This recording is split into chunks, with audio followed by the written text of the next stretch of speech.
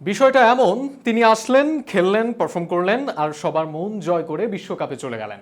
এই অল্প সময়ের মধ্যে বাংলাদেশের বোলিং ইউনিটের এক নিয়মিত সদস্য হয়ে গেলেন রিশাদ হোসেন। বল হাতে নিজের লেগ স্পিন দক্ষতায় যেমন পারদর্শী, ব্যাট হাতে তেমনি আগ্রাসী। অথচ রিশাদের এই জায়গায় আসাটা ছিল খুবই চ্যালেঞ্জিং। কখনো নিজ মামার জুতা পরে খেলেছেন, কখনো আবার মামার গায়ে দেওয়া জার্সি পরে। ঠিক এভাবেই গ্রামের মাঠ থেকে আজ তিনি বিশ্বকাপে। আর রিশাদের এই উঠে আসার গল্প জানাবো জিসান মাহমুদ শ্রাবণের লেখা প্রতিবেদনে। এমনও দিন গেছে যে সকালে আমি প্র্যাকটিস করতাম যে জুতা দিয়ে, বিকালে সে ওই জুতা দিয়ে প্র্যাকটিস করত। আমি প্র্যাকটিস মাঠে পৌঁছে দিতাম, বরং মাঝে মাঝে একটা জার্সি দুজন পালা করে পরে প্র্যাকটিস করেছি। কথাগুলো রিশাদ হোসেনের মামার, তার সম্পর্কে। কথায় আছে, জীবনে পরিশ্রম, নিজের প্রতি বিশ্বাস আর বড় হওয়ার প্রবণতাই মানুষকে বহু দূর নিয়ে যায়। আর রিশাদ হোসেনের বেলায়ও ঠিকই এটাই ঘটেছে। ছোট থেকেই নিজের প্রতি বিশ্বাস ছিল, ক্রিকেটার হওয়ার তীব্র আকাঙ্ক্ষা আর আসক্তি আজ তাকে এখানে নিয়ে এসেছে। শুধু এখানেই নয়, দূর যুক্তরাষ্ট্রের মাটিতে নিয়ে গেছে একটা দেশকে, একটা লাল সবুজের পতাকাকে বিশ্বমঞ্চে প্রতিনিধিত্ব করতে।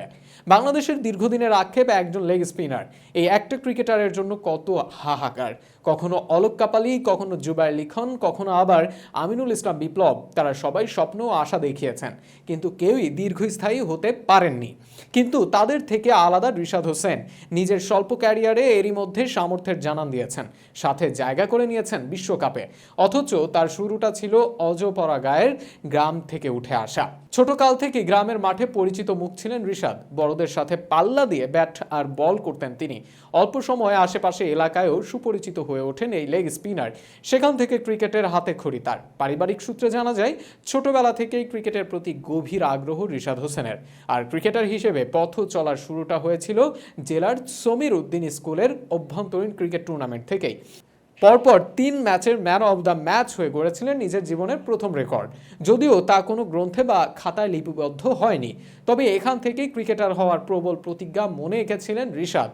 এরপর জেলার নজরুল স্মৃতি একাডেমির হয়ে নীলফামারী শেখ রাসেল মিনি স্টেডিয়ামে অনুশীলন করতেন। সে সময় রবির খোঁজ দ্য 1 নম্বর লেগ স্পিনার ইভেন্টে সেরা হয়েছিল রিশাদ। তারপরই শুরু হয়েছিল নতুন পথ চলা, আর ফিরে তাকাতে হয়নি পেছনে। পরবর্তীতে 2018 সালে অনূর্ধ্ব-17 দলে জায়গা করে নেন এই লেগ স্পিনার। এরপর অনূর্ধ্ব-19 দলের হয়ে প্রতিনিধিত্ব করেছিলেন বাংলাদেশকে। পরে সুযোগ হয় বিপিএলে খেলার। এভাবেই ধীরে ধীরে পরিণত হতে থাকেন তিনি। জাতীয় দলের সুযোগ পেয়েও নিজের জাত চেনাতে ভুল করেননি। অল্প সময়ে লেগ স্পিন দক্ষতা আর পাওয়ার হিটিং সামর্থ্য দেখিয়ে সবার নজর কেড়ে এখন তিনি বিশ্বকাপের স্কোয়াডে।